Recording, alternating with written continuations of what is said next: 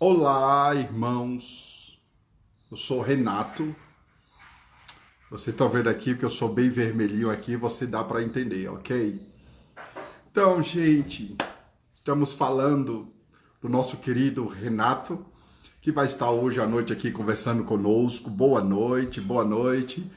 Quero falar para vocês que o mundo está se acabando, que as coisas estão se levantando contra as nações, mas nós estamos crendo na alegria do Senhor, na força do Senhor. Cadê meu Renato?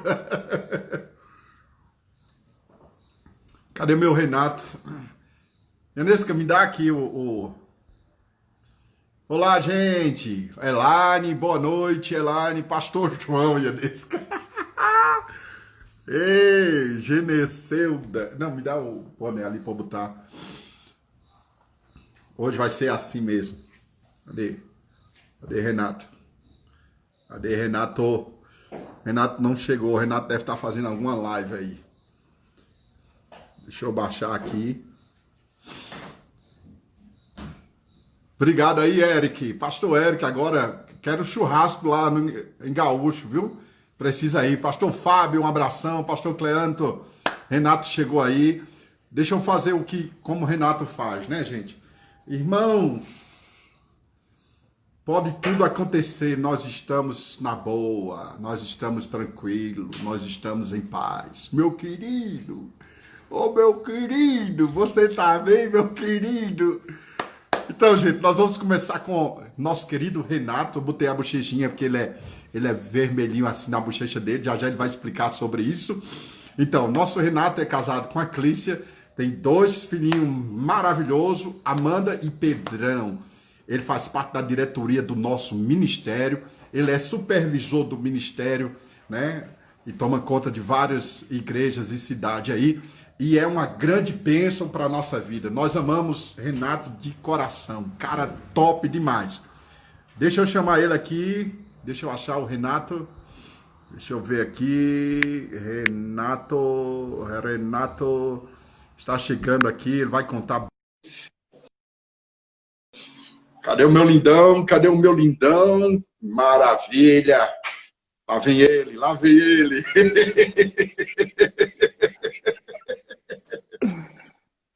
Olá, Renato! Olá, meu querido! A bochechinha sua é vermelhinha, viu? Como é que o senhor está, meu Renato? Tô bem. Ei, Abraão, olha só, a tela para mim aqui tá congelada. Você tá me vendo bem? Normal. Normal, você está Tá? falando normal. Yeah? Então deixa eu sair e entrar de novo, porque eu não Vai tô, lá. tá? É, Jesus. Renato é entrar de novo aí, gente. Ei, rapaz, muita bênção mesmo ter ele aqui. Pastor Santana chegou aí, que bênção. Mateus, coisa boa. Vamos lá, Renato. Vamos conversar hoje à noite aí. Olha, tanta gente boa, maravilhosa aí. Compartilha aí, gente, pra gente ouvir aí. E agora, Renato, como é que tá? Agora tá perfeito. Normalizou? Olha o Fabinho aí. Fabinho de Santa Tá Cruz. ótimo. Glória a Deus. E, cara, eu quero agradecer aí, viu, pela seu espaço aí, esse tempo que você ter tirado para estar junto conosco, para compartilhar e ministrar também ao nosso coração. Seja muito bem-vindo pela segunda vez, né? Porque você veio logo lá no início e agora, já nesse novo Uhum. tempo, nessa nova fase, muito obrigado a você, a Clícia e aos meninos por ter cedido você para nós aí, viu?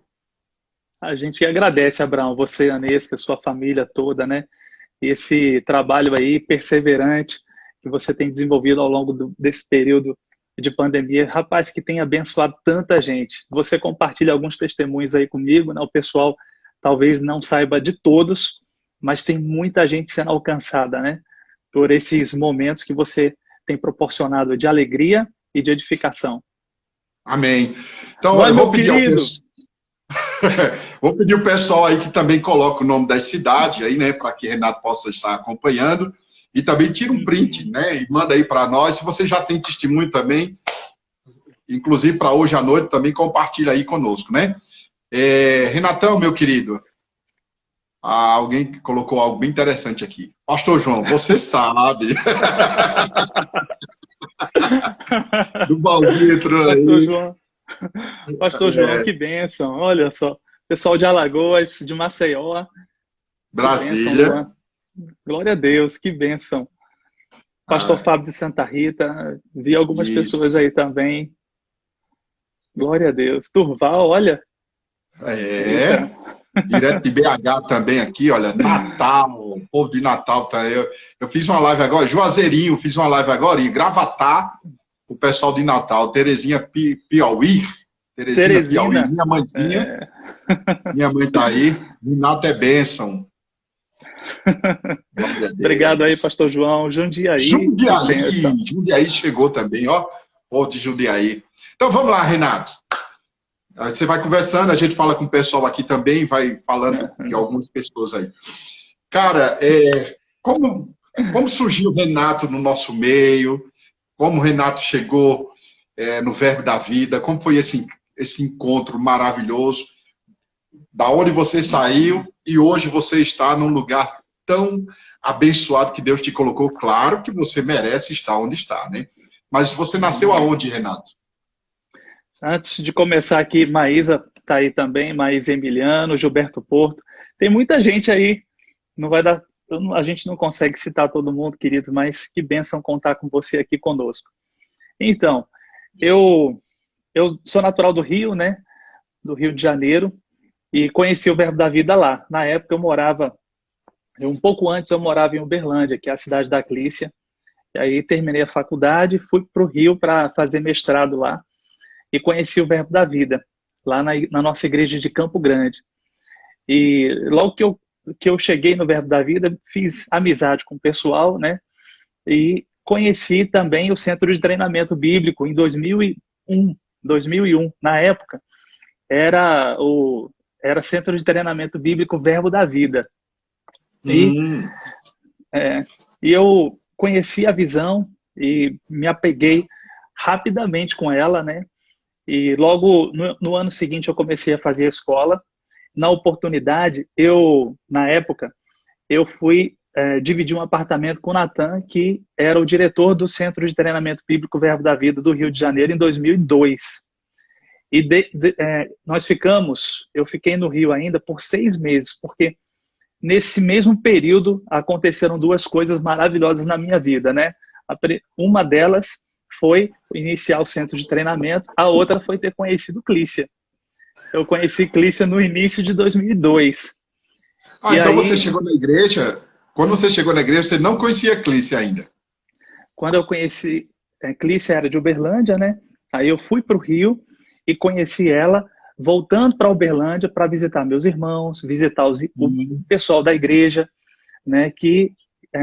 Com quem eu tinha muita amizade. Então, numa viagem dessa, de volta, né, para estar com o pessoal, aí eu conheci Clícia na igreja onde eu me converti. Caramba! Que legal! Aí foi no mesmo período em que eu conheci o Verbo da Vida também, né? Na verdade, eu conheci um pouco antes o Verbo da Vida, mas foi no ano em que eu ia começar o Centro de Treinamento Bíblico, o Verbo da Vida. E aí nós começamos a conversar, eu e Clícia, né? E começamos a falar sobre casamento. E na época... Mas, para não mudar a história, talvez você mude a história agora. Quem pediu namoro e quem investiu foi ela, não foi? Ou foi você que pediu ela em namoro? Ela insistiu bastante, né? Ela insistiu muito. Todas elas fizeram isso, foi a mesma coisa. Eu só queria saber de Jesus. E a Nesca dando em cima de mim, querendo e tal, essa coisa toda. Essas mulheres são assim. Continue. Foi. Mas a Bíblia diz que água mole e pedra dura tanto bate até que fura.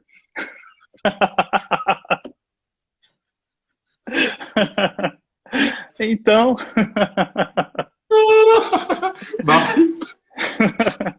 Ela tá aí, depois a gente...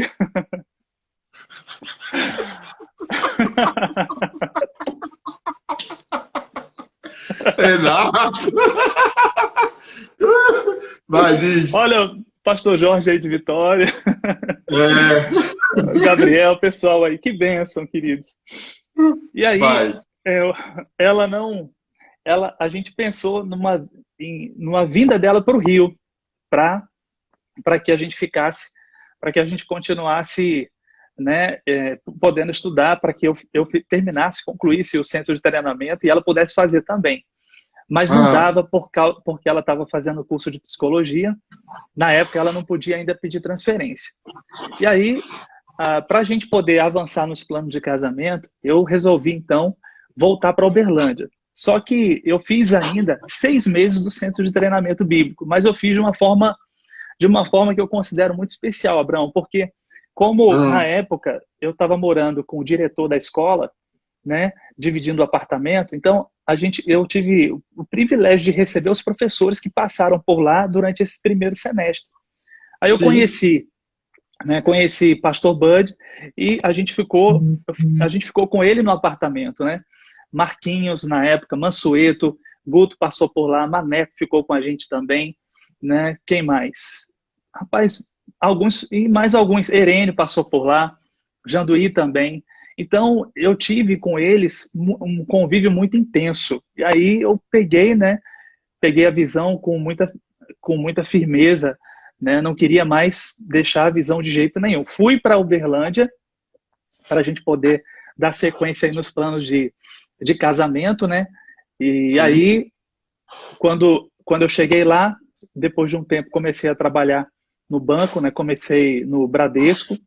A gente se casou, eu e Clícia, no final de 2003. E o plano inicial era vir para Campina, para fazer o rema aqui, porque a gente queria vir para Campina, conhecer a visão, mergulhar aqui na visão, né, entender como funcionava o ministério. E depois, a gente não tinha ainda clareza, mas um pensamento que a gente tinha era sair de Campina e ir para algum lugar para abrir uma igreja, né? Mas a Hum, gente queria muito uma igreja em Uberlândia também. Então, a gente percebeu, né, naquele momento que a gente precisava fazer alguma coisa ali. E a gente começou as reuniões e começamos a igreja em Uberlândia no nosso apartamento, né? Aí começamos as reuniões e depois de um ano a gente se reunindo, a gente saiu do apartamento, foi para uma casa e a gente se reunindo lá já com o grupo e hum. uh, o ministério enviou Rosilon, né, lá para Uberlândia para ele assumir a igreja. E aí a gente caminhou mais um tempo, né, ajudando Rosilon. Depois Rosilon voltou para cá, Flávio, um outro rapaz, assumiu. E nós, quando a igreja já estava um pouco mais estruturada, nós então viemos, né, tivemos a direção de vir para Campina Grande, em fevereiro de 2008. Né? Hum. Nesse período, a gente tinha um contato, não era um contato frequente, mas a gente conhecia Guto, de vez em quando tinha um contato com ele, a gente tinha um contato com Joselito, com o Mané, com algumas pessoas do ministério, né? E, e E aí quando a nisso, gente chegou, nisso a Clint já tinha terminado o curso de psicologia e você largou o banco para vir morar em Campina. E como ficou em Campina para trabalhar, para casa, como foi esse uhum. negócio? Ó, Abraão, a gente estava pronto para deixar tudo, né? Clícia tinha 2 empregos e ela deixou, ela de fato deixou os 2 empregos. Ela dava aula numa faculdade à noite e trabalhava numa empresa de dia. E eu pedi uma transferência do banco. E, Sim. rapaz, eu digo, cara, que foi por Deus mesmo, né, que uma oportunidade se abriu no período da nossa vinda para cá. E esse processo de transferência, ele deu certo, mas ele foi concluído quando a gente estava já no caminho aqui. Eu saí de Uberlândia sem saber se ia dar certo, Meu porque a gente Deus. ia, a gente ia vir de qualquer forma, né? A gente saiu e no caminho a gente estava acompanhando o processo e quando a gente chegou aqui a gente descobriu que deu certo. Se não tivesse dado, a gente ia procurar um trabalho aqui, enfim, Ah, né? Mas eu digo que eu tenho, para mim, né, eu tenho convicção de que a transferência deu certo muito mais pela nossa família que ficou do que por nós. Porque para a gente estava muito tranquilo para vir. Mas o pessoal, rapaz, olha, quem não me chamou de doido na minha frente, me chamou por trás, com toda certeza. Com toda certeza. Eu fui lá Porque em Uberlândia, eu dei aula lá em Uberlândia, eu conheci algumas pessoas e falaram da sua história mesmo, de ter saído do banco e ter vindo, e até hoje o pessoal do banco ainda não entenderam o que você veio fazer, a proposta que Deus colocou no teu coração. Isso é fantástico. Rapaz, eu estava outro dia lá em Uberlândia, Abraão, aí conversando com um irmão da igreja que trabalha lá no banco, né? Aí eu falando com ele para saber como é que tava. E aí, rapaz, e fulano, trabalha lá ainda? Aí ele, não, e Beltrano? Ah, também não. Ah, e Cicrano? Ah, Cicrano tá lá. Aí eu falei, ih, rapaz, então com certeza eu não conheço mais ninguém que tá lá, não. Porque muita gente já saiu. Aí ele falou, ó, pode ser que você não conheça mais ninguém, mas o pessoal lá, cara, todo mundo te conhece. Você é mesmo? Ele falou, porque todo mundo sabe a história do cara que deixou o banco por causa da igreja. A virar pastor. Aí, Renato, como foi? Como foi aqui? Aí você fez a escola de ministro e logo a escola de ministro, ou durante a escola, você entrou no ministério para trabalhar no ministério e tudo assim. Como foi essa conexão aí? A gente chegou para fazer o rema, né? Eu comecei lá no Rio, não concluí, e Clícia também não tinha feito. Então, quando a gente chegou em 2008, a gente chegou para fazer o rema.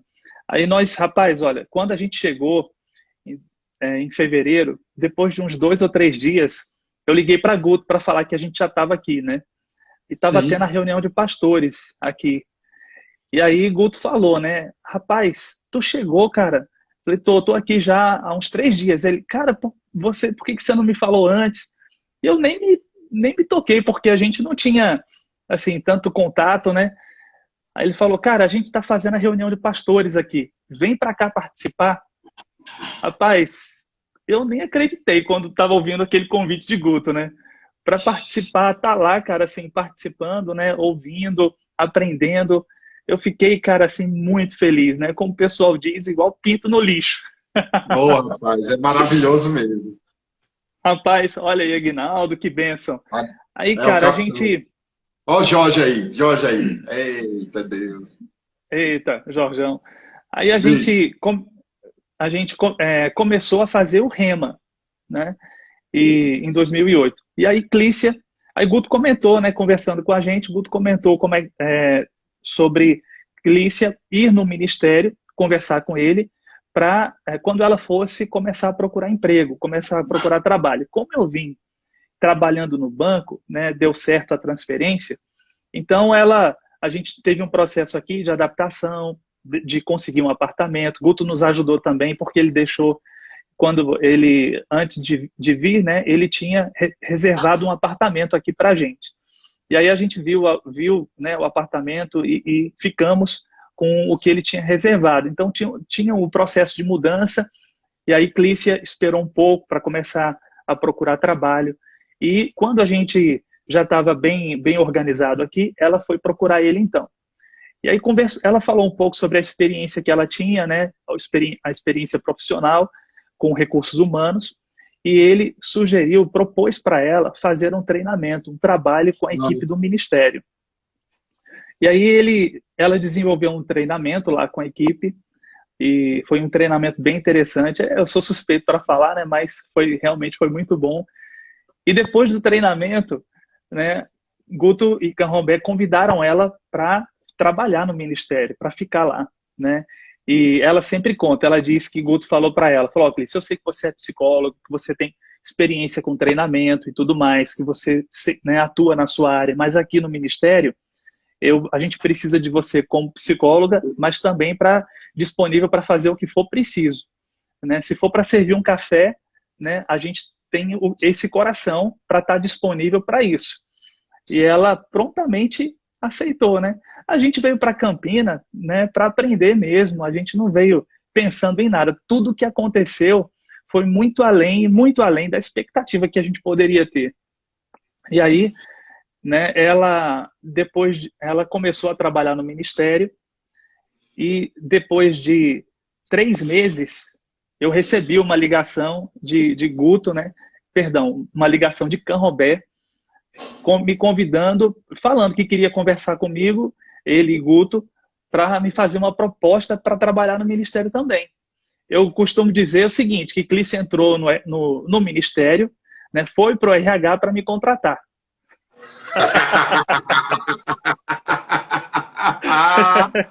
Essa é boa.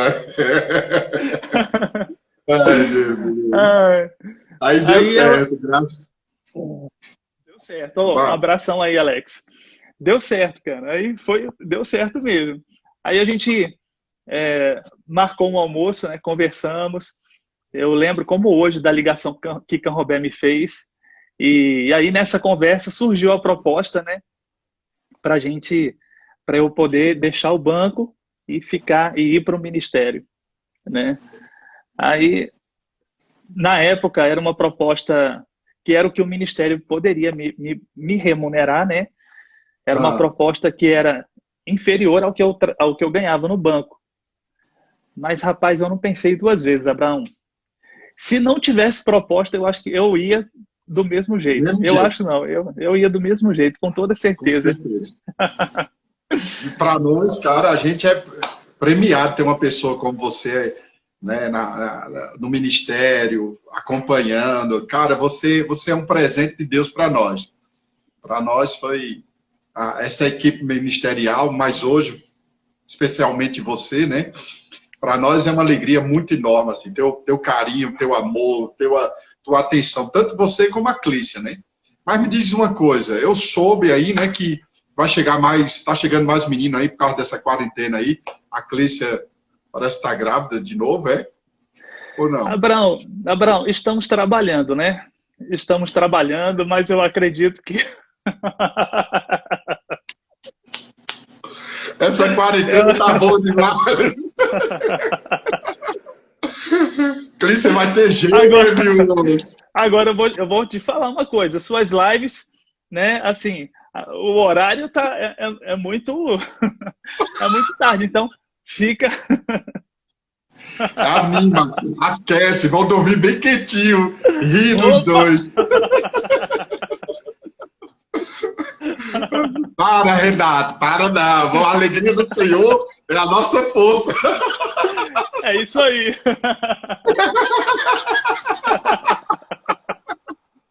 Ô, Renato. Tu é demais, Renato.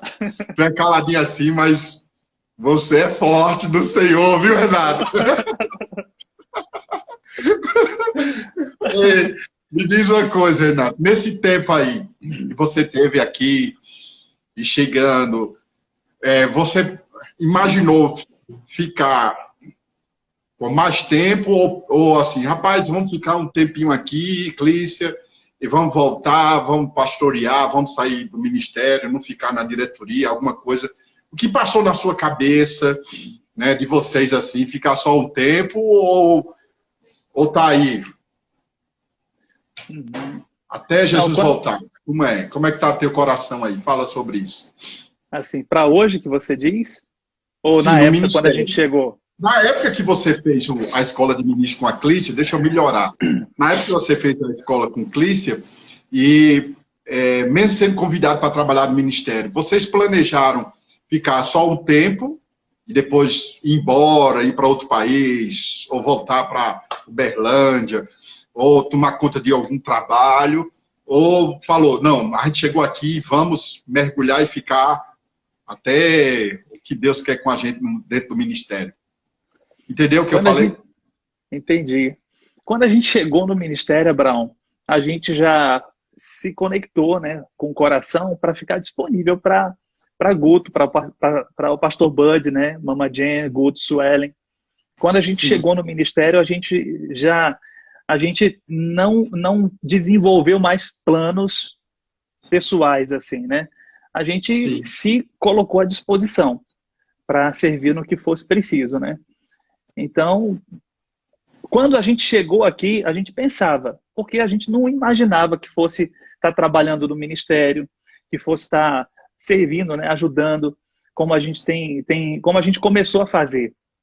Então, esse plano, né, um plano natural, né, um plano do nosso coração, né, era fazer a escola aqui, fazer o remo e a escola e sair para para iniciar um trabalho, né? Mas aí quando a gente entrou no ministério, aí a gente já, o plano mudou, né? A gente se disponibilizou para Guto, na época, para o Pastor Bud, né? E para a Mama Jen, Guto e Suelen também, juntamente com a diretoria. E hoje é o mesmo coração que a gente preserva, né? A gente está disponível para cá, ou, enfim, para aquilo que Guto tiver direção, né? Me diga uma coisa, conta alguma história sua como pastor Bud. Já levou? Rapaz, já algumas, viu, Abraão? Sério? Algumas. Você Já. foi pego também? Conta aí Rapaz, uma história interessante. cara, uma vez a gente estava com... O pastor Bud estava aqui pela manhã no ministério e, na época, a gente tinha uma internet muito ruim, Abraão. A internet era muito ruim e o pastor Bud, de vez em quando, né, tinha problema aqui, alguém tinha que vir e mexer no computador dele para tentar ajeitar a conexão. Só que a internet que tinha disponível aqui em Campina, as opções não eram boas, né? E aí, rapaz, um dia o pastor Bud não estava conseguindo conectar, não estava conseguindo internet no computador dele de jeito nenhum. Aí eu passei na porta dele. Aí ele, ô rapaz! Eu falei, oi pastor. Aí ele falou, rapaz, essa internet não funciona. O nosso ministério, irmão, não é mão de vaca, irmão. O nosso ministério não é pão duro, irmão. Nós temos que ter uma internet boa, de excelência, irmão. Isso aqui não presta, não funciona. Rapaz, eu fiquei, cara. Ele falou. Ele falou muito. E eu fiquei lá, né? Assim, paralisado. Eu não tinha resposta, né? Mas aí eu fui querer falar. Não sei para que eu fui querer falar. Eu fui querer dizer... Ai, meu Deus. Rapaz, eu fui dizer para ele, eu disse, pastor, é porque a gente não tem opção aqui de internet melhor. Aí ele, não importa, irmão. Rapaz, aí aquele, não importa, irmão, o ministério não é mão de vaca, não é, nós não somos, irmão, não é mão de vaca, não é pão duro, irmão. Rapaz, e tinham algumas pessoas ali, rapaz, do lado, e tu sabe como é que é o pessoal do ministério, né? Aí eles ficavam assim, ó.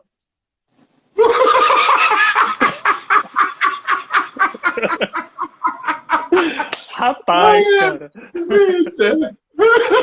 Rapaz. Essa boa ali, viu? Eu acho que se eu tivesse no lugar deles, eu faria o mesmo. Porque quem é que vai discordar do pastor? Sim. Né? Só que o problema... Renato, se fosse na época de hoje, já era o celular ligado assim, ó, filmando. Era mesmo. Rapaz, cara. Aí o pessoal lá, né, balançando a cabeça. E eu, cara, eu não estava sentindo... O pastor Bud falou tanto, Abraão, que eu não estava sentindo mais... Eu não estava sentindo o chão. Eu tava... Rapaz, eu tava anestesiado, rapaz. É onda mesmo, viu? E se ele não falasse isso no púlpito, viu? Eu pensei que levasse isso para pregação, aí o cara fica, meu amigo, procurando o chão mesmo, viu? Cara, eu assim, cara, sem saber o que fazer, né? Aí eu fiquei pensando, cara, eu fiquei pensando depois, né? Eu falei, rapaz, espera aí, eu tenho que aprender com isso, cara. O ministério não é mão de vaca. O ministério não é pão duro. Porque eu não tinha o que fazer, né? Eu fiquei pensando, cara, o pastor Bud me corrigiu, eu tenho que aprender de alguma forma. Sim. Mesmo que não tivesse o que fazer, eu disse, né? Eu falei para mim mesmo, né? Rapaz, eu tenho que aprender. Aí eu fiquei pensando, eu fiquei com isso na cabeça. Rapaz, o ministério não é mão de vaca, o ministério não é pão duro. Eu já sabia, mas de alguma forma, né, me ajudou.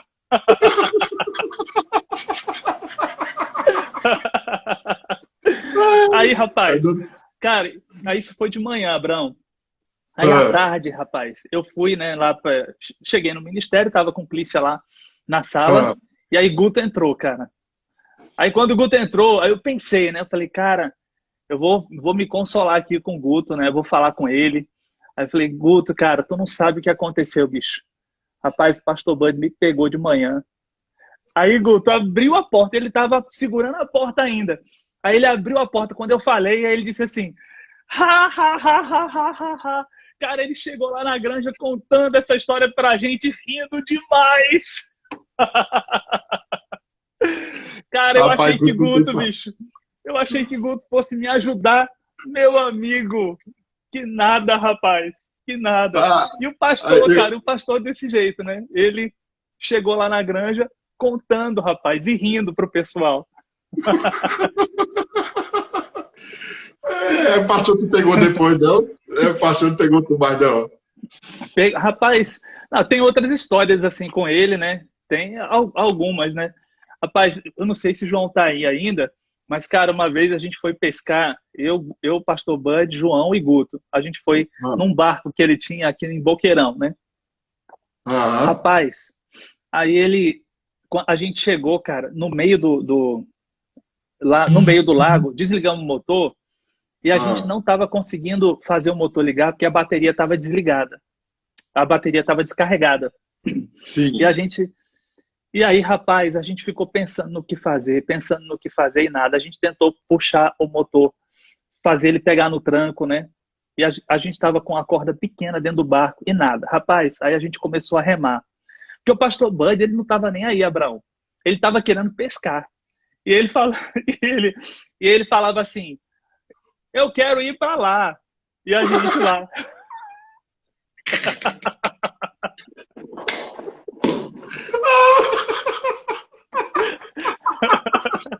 A gente remando, rapaz.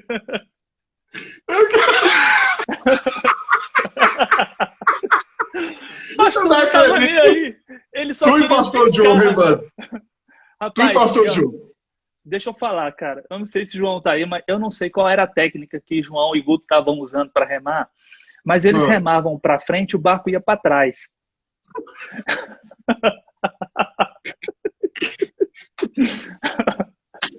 Eles remavam para o lado, o barco ia para o outro, cara. Eu tava conseguindo fazer o barco ir para onde o pastor queria. Aí, rapaz, só que isso acabou, né, filho? Aí eu... E o pastor dizia o quê? O pastor dizia o quê, Renato? O pastor dizia vamos para lá, irmão, vamos para lá. Mais para lá, mais para cá. A gente lá, rapaz.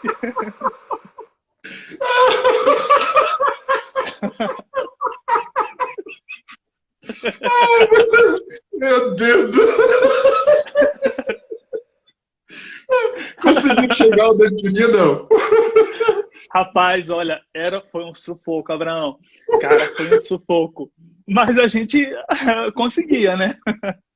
Aí, cara, a gente... Então, aí o que a gente com muito esforço, cara, a gente conseguiu puxar o barco para a margem, né?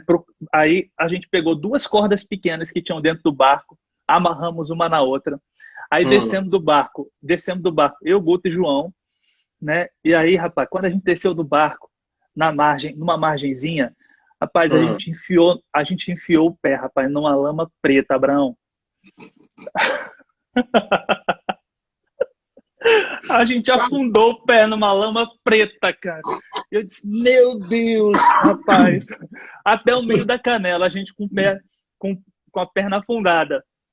Mas não tinha o que fazer. A gente tinha que, de alguma forma, colocar aquele motor para funcionar. E ele pescou alguma coisa? Ele pescou nesse dia? Rapaz, ele pegou. Só ele que pegou, tu acredita?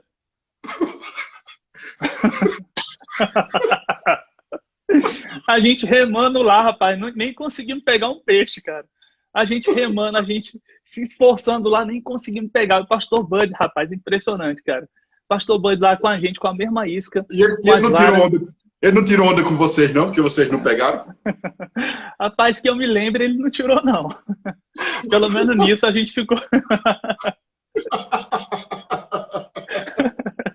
Que coisa maravilhosa, cara. Ai, meu Rapaz, Deus. foi, cara, foi. Aí a gente lá, cara, nós 3, segurando a corda, 2 pedaços de corda, a gente enrolou no motor, aí os três puxando, porque dentro do barco eu puxava, João puxava, Guto puxava, e nada. A gente puxava, cara, e o motor só ficava nhen, nhen, nhen, nhen, e nada. E nada. Aí, rapaz, quando a gente conseguiu levar o barco para a margem, aí os três juntos, aí a gente puxou e aí o motor pegou. Rapaz, quando o motor pegou, foi um alívio tão grande, cara. Tão grande. Meu Deus, cara, meu amigo. É por isso que muito fez a campanha para comprar um barco novo, não foi?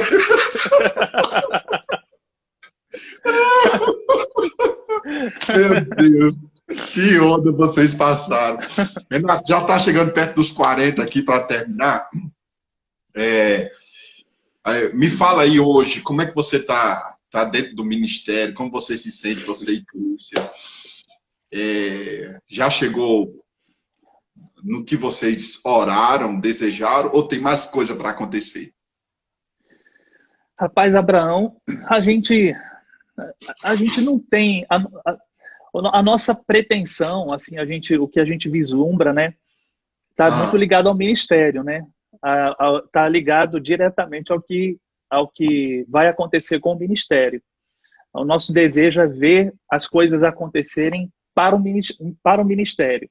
E a gente entende que hoje, né, assim, dentro daquilo que a gente pode colaborar, a gente vai fazer. A gente não tem, assim, se eu posso dizer, assim, um projeto pessoal, né, um plano pessoal. A gente não tem, não. Eu e Clícia, né? O nosso plano é se disponibilizar para o Senhor, nos mantermos disponíveis, né, para o Senhor e para Guto mesmo, né? Amém.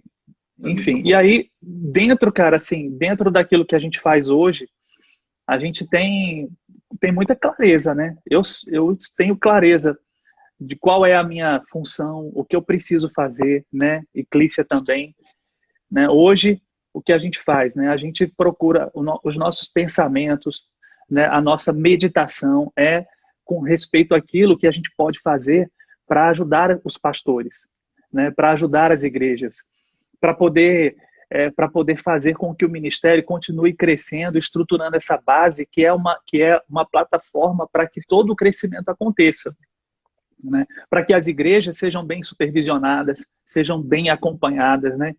Então, todo o nosso pensamento, né? O nosso foco é esse. Dentro disso, Abraão, tem muita coisa para ser feita, né? Porque o nosso trabalho é dirigido para os pastores, para os supervisores também, para ajudá-los no trabalho da supervisão, né? Então, com o crescimento das igrejas, né, o trabalho de supervisão aumenta, outras pessoas, né, com certeza vão estar sendo levantadas para nos ajudar na supervisão. Então, você está supervisionando quantas cidades já? Quantas cidades hoje estão na sua responsabilidade? Quantas cidades? Rapaz, aí você... Rapaz, quantas cidades? Aí eu de cabeça, assim, Abraão, a gente tem... Rapaz, a gente deve ter umas 14, 15 cidades na região norte. A gente deve ter mais umas 5 cidades em Alagoas, né? 3 cidades no Japão. Hoje são 26 igrejas. Uau. Que a gente acompanha de forma mais direta, né? E está aumentando cada vez mais, né? E a gente tem esse trabalho com as igrejas e também o trabalho com os supervisores, né? Ajudando, acompanhando os supervisores, né? A gente tá tendo as lives aí com os supervisores, né? Então, Manassés, pastor Edmilson, o pastor Giacomo, aqui em João Pessoa. Esse trabalho de suporte para o trabalho deles também é uma parte importante do que a gente faz. Então, de forma geral, assim, basicamente é isso, né? Dentro disso tem muita coisa. Eu estou falando de uma forma bem compactada, mas tem muita coisa. Por exemplo, todo o funcionamento do ministério, tudo que o ministério desenvolve, tem como alvo, né, fortalecer as igrejas, os pastores, né, os professores das escolas, as escolas, Então, cada evento que o ministério faz, por exemplo, ele é dirigido para um grupo específico de pessoas. A reunião de pastores, né, ela é dirigida para os pastores, para quem está à frente de igreja. Então, ela é pensada, ela é toda programada para poder vir de encontro às necessidades que os pastores têm. A conferência de ministros, da mesma forma, ela é programada para alcançar a necessidade dos ministros.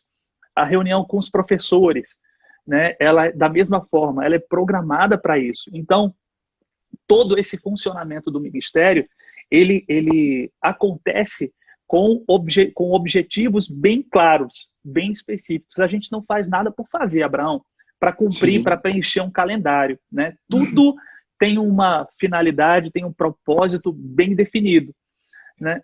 E a gente sabe que essa estrutura, ela é muito dinâmica, porque quando nós chegamos em Campina Grande em 2008, nós tínhamos nessa base do ministério 23 pessoas trabalhando.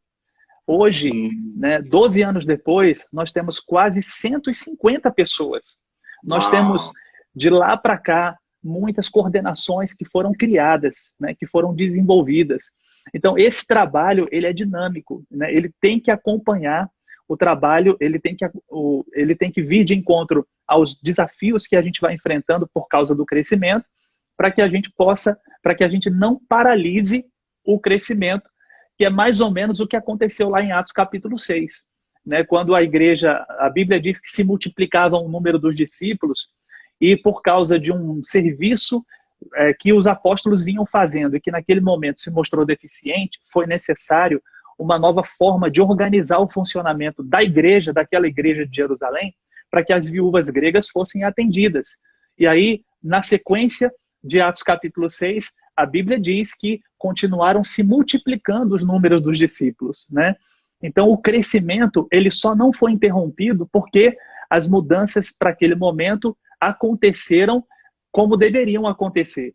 Então, a gente tem que pensar no ministério dessa forma. Essa estrutura que nós temos hoje, ela funciona para hoje. Né? Hoje nós temos 378 igrejas. Daqui a 5 anos, né? daqui a 10 anos, com certeza a estrutura que nós temos hoje, né? ela vai ter que ser diferente. Né? Ela não suportaria o crescimento, uma estrutura maior. O que nós temos hoje suporta, né, a estrutura de hoje. Mais adiante, com o crescimento, essa estrutura ela vai ganhar força, né? Ela vai se encorpar. E o importante para a gente é guardar a essência, né? Guardar aquilo que é a essência da visão do ministério e continuar trabalhando para que essa montagem do ministério aconteça e a gente possa funcionar da forma adequada. Ó, Canrobé tá... Eita, rapaz, Canrobé que tá falando aí. Então, aquilo eu gosto de pensar assim, o que é acessório, a gente muda. O que é essência, permanece. Né? Então, essa visão é importante, porque como a gente entende o ministério como uma estrutura dinâmica, viva e em crescimento, então essa base do ministério tem que acompanhar o crescimento. Ó, rapaz, Cleanto é fantástico. Ele já está me dando as informações aqui, ó, da supervisão aqui, né? 24 cidades, 10 estados. Amém, Cleantão? Obrigado. Cleanto, ó, a Secretaria das Igrejas, junto com o Cleanto, é uma coordenação que foi criada, né, que foi montada para nos ajudar na supervisão. Né? A gente separou a coordenação financeira e criamos a Secretaria das Igrejas para poder oferecer uma atenção exclusiva para as igrejas, né? Pensar nas igrejas, meditar sobre as igrejas, acompanhar as igrejas. E Cleanto faz um trabalho maravilhoso, né?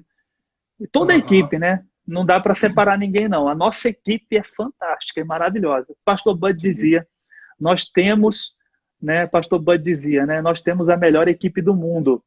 Sim. E é verdade, rapaz, é verdade. Hoje o seu trabalho em si é o que hoje?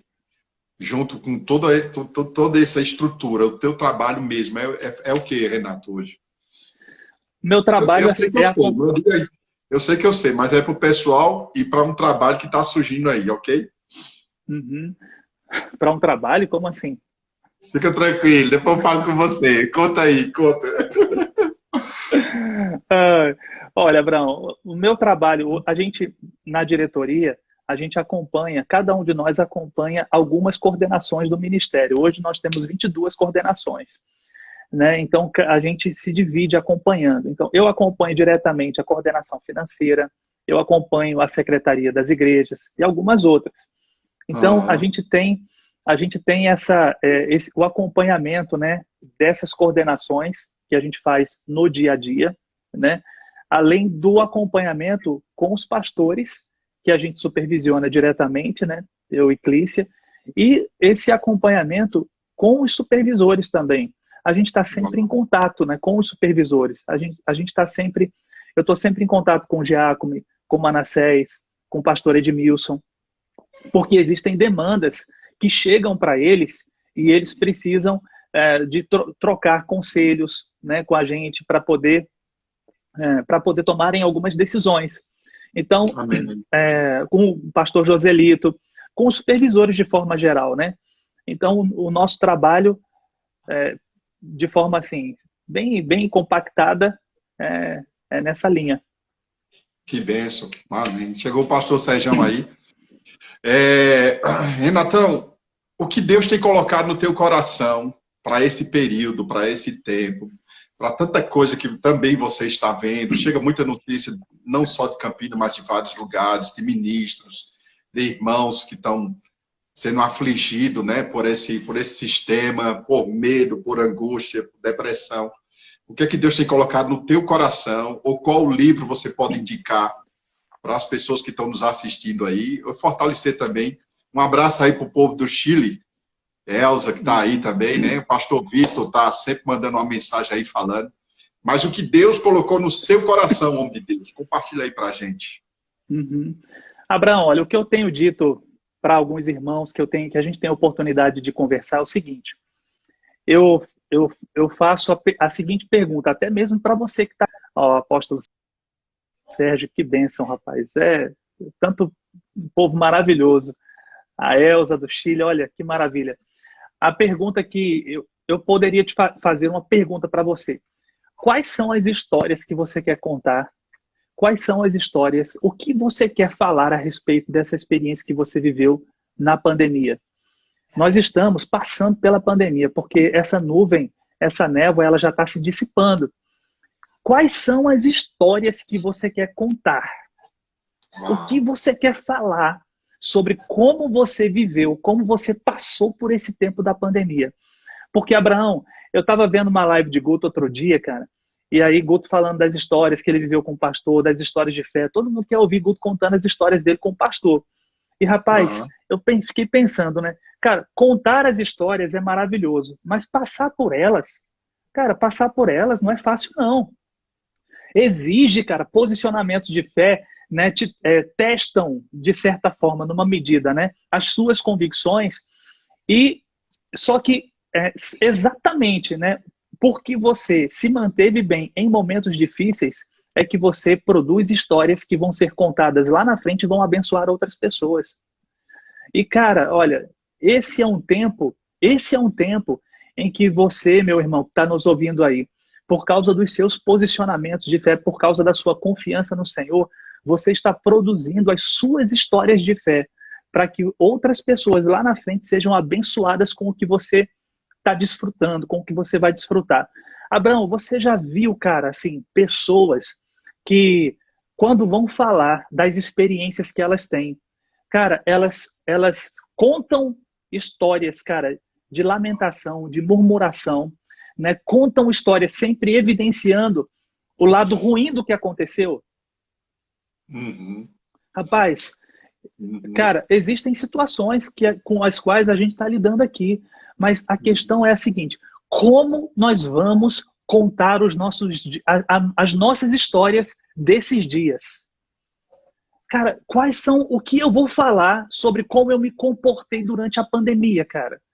Eu fico pensando, cara, o que eu vou falar sobre os posicionamentos que eu tomei durante a pandemia? Rapaz, Eu quero contar, eu quero ter, entendo o que eu vou dizer, eu quero ficar feliz quando eu olhar para trás e ver como eu me comportei durante esses dias. Saber, rapaz, que eu não desfaleci na fé, que eu me mantive firme, convicto, e de que eu passei por esse tempo. Como a Bíblia diz em Tiago, tende por toda alegria ao passar por várias provações. Que a prova da vossa fé produz perseverança, e a perseverança deve ter ação com uma vez confirmada. Depois eu busco aqui esse texto, porque não é ele que eu quero compartilhar com os irmãos, não. Mas, rapaz, ó, a gente tem poucos minutos aqui, deixa eu falar uma coisa aqui para você. A gente tem um exemplo maravilhoso na Bíblia que eu gosto muito, que é o exemplo de Davi. Você conhece a história de Davi, e eu queria assim, que você conhecesse, quanto mais você conhecer, melhor. Quanto melhor que você conheça. Mas olha só, Davi, ele ia no acampamento, né, para poder levar comida para os irmãos, porque o pai dele queria notícia para saber como é que os irmãos estavam. E aí, numa das idas, Davi ouve a respeito daquilo que seria feito para quem matasse Golias, para quem matasse o filisteu, né? E aí Davi pede, né, no versículo, em 1 Samuel, capítulo 17, versículo 26, falou Davi aos homens que estavam consigo, dizendo: que farão aquele homem que ferir a esse filisteu e tirar a afronta de sobre Israel? Quem é, pois, esse incircunciso filisteu para afrontar os exércitos do Deus vivo? E o povo lhe repetiu as mesmas palavras, dizendo: assim farão ao homem que o ferir. Ouvindo Eliabe, seu irmão mais velho, falar aqueles homens, acendeu-se-lhe a ira contra Davi e disse: por que desceste aqui? A quem deixaste aquelas poucas ovelhas no deserto? Bem conheço a tua presunção e a tua maldade. Em outras versões diz a tua arrogância. Rapaz, quando Eliabe diz isso sobre Davi, Eliabe revela para a gente aqui, Abraão, que esse era havia aqui um comportamento recorrente. Eliabe não estava vendo Davi fazer nada novo. Eliabe estava vendo Davi repetir um comportamento que Davi tinha no dia a dia, no cotidiano dele em casa, né? Que tipo de comportamento? Um comportamento de quem vê um problema e torna ele pequeno. O que comportamento? Davi era assim. Não era algo específico desse momento aqui, não. Davi era assim. Davi ficava contando as histórias e fazendo pouco caso dos problemas. E isso aos seus irmãos parecia arrogância, presunção. E Eliabe chama até de maldade. Rapaz, olha que interessante, né? Aí, um pouco mais adiante, no versículo 31, eu estou falando rápido aqui só para a gente concluir, né? Mas quando Saul ouviu o que Davi, né, ouvidas as palavras de Davi, falaram para Saul, mandou chamá-lo, e Davi disse: não desfaleça o coração de ninguém por causa dele. Teu servo irá à peleja contra o filisteu.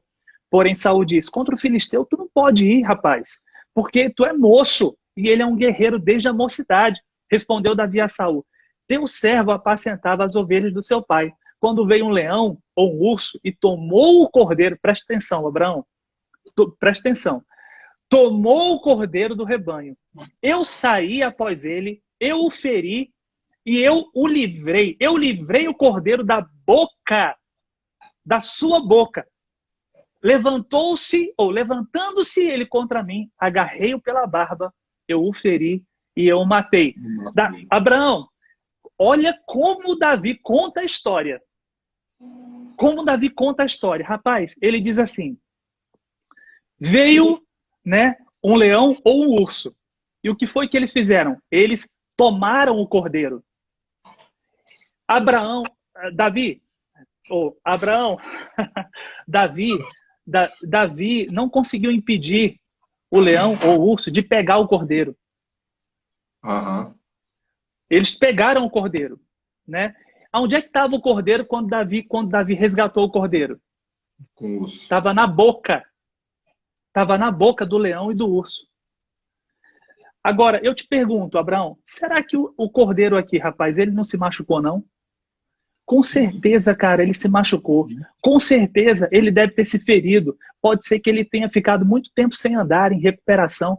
Só que você não encontra isso no texto. Por quê? Porque Davi não está ressaltando o que aconteceu de ruim. Davi está evidenciando, cara, o que aconteceu de bom.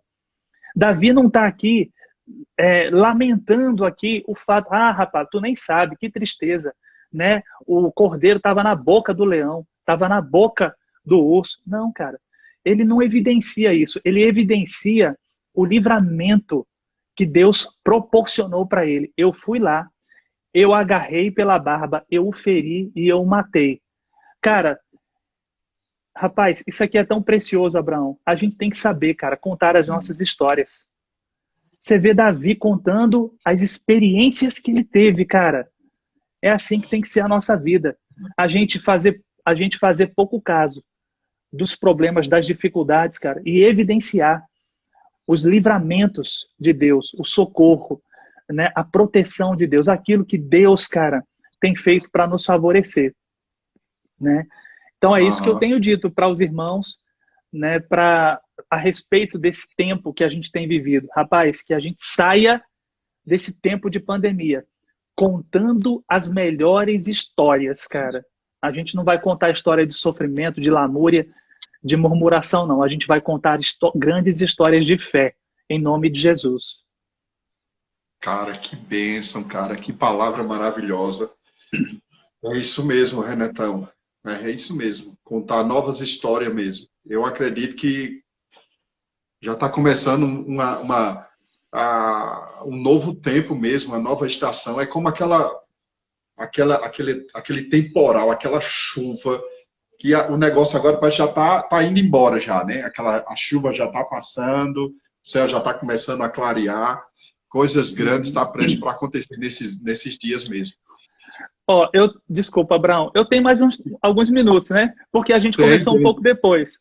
Ó, só para finalizar aqui, queridos, olha que coisa interessante. Abraão, foi ele, né? A Bíblia diz assim: eu saí após ele.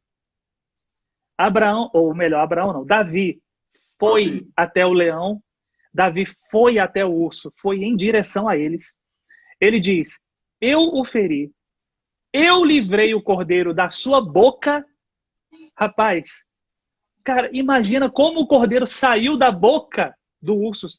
Imagina um cordeiro na boca do urso, na boca do leão. Só que você não vê detalhes disso aqui, Abraão. Uhum. Olha o que Davi diz. Ele se levantou contra mim. Ele se levantou. Cara, né? Houve uma oposição clara, né? O leão e o urso se levantando contra Davi. Aí que ele diz: eu agarrei, eu feri, eu matei, eu fui após ele, eu livrei o cordeiro da boca do leão. E no versículo 37, Davi diz, né? No 36, o teu servo matou tanto o leão como o urso. Esse incircunciso filisteu será como um deles, porquanto afrontou o exército do Deus vivo. Disse mais Davi: o Senhor me livrou das garras do leão, das garras do urso, e me livrará também das mãos desse filisteu. Rapaz, Davi, Abraão, ele tomou, cara, ele não ficou paralisado diante daquele problema, daquele desafio. Ele foi após o urso, após o leão. Ele agarrou o leão, né? Ele o feriu e ele o matou. Ele teve uma atitude, cara, diante daquele problema, né? Diante daquela afronta, daquele desafio. Ele teve uma atitude. E mesmo ele indo e fazendo, ele conclui a história dizendo: rapaz, foi o Senhor quem me livrou. É assim, cara. A gente vai, a gente faz e a gente sabe que o Senhor é aquele que livra. A gente Aleluia. sabe que o Senhor é aquele que guarda. A gente sabe, rapaz, que o Senhor é aquele que nos conduz em triunfo. A gente sabe que o Senhor é aquele que nos supre. É isso, Abraão. É isso. Amém. Cara, era bom a gente ficar ouvindo você até mais tempo. Tá já terminando, obrigado, viu? Muito obrigado mesmo. Deus te abençoe. Agradeço a todo mundo que participou aí. Você pode fazer um agradecimento final. Muito obrigado, queridos, a você que nos acompanhou aqui também.